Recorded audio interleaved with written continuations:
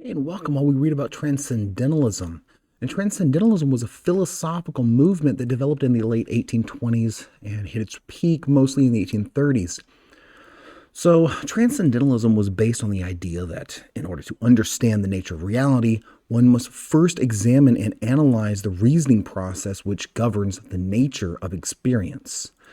A core belief of Transcendentalism is the inherent goodness of people and nature.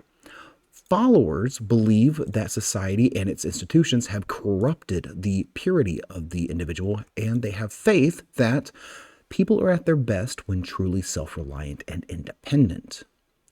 So, one must transcend or go above and beyond the limits of intellect, reason, and society and allow the emotions and soul to create a relationship with the universe, nature, to achieve perfection. The most famous transcendentalist was, of course, Henry David Thoreau, who pushed the idea of civil disobedience, which inspires men like Martin Luther King Jr. However, there were others too.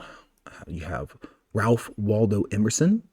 He was an American essayist, a lecturer, philosopher, and poet that actually led the transcendentalist movement of the 19th century. He was the leader of the movement. He was seen as a champion of individualism and a prescient critic of the countervailing pressures of society. His best known essays are Self-Reliance, Nature, The American Scholar. He was a friend and mentor to Henry David Thoreau. He was effectively the teacher of Henry David Thoreau. If you ever see anything about nature, it's probably Ralph Waldo Emerson.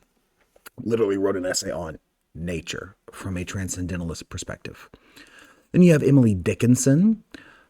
Evidence suggests that Dickinson lived much of her life in isolation, extreme isolation, and that she loved white clothes. She wrote over 1,800 poems and later in life was reluctant to even leave her room.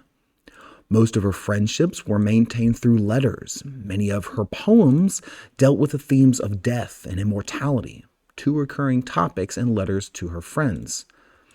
Most of her poems were not released until after her death, when her sister found her hidden poems. Then you have Walt Whitman. Walt Whitman was a humanist. He was part of the transition between transcendentalism and realism. Realism seeks to portray real and typical people and situations with truth and accuracy and not avoid the unpleasant parts of life. His work was controversial in his time, particularly his poetry collection, Leaves of Grass, which was described as obscene for its overt sensuality. He has been called the father of American free verse. I hope you're learning, and I hope you're having fun.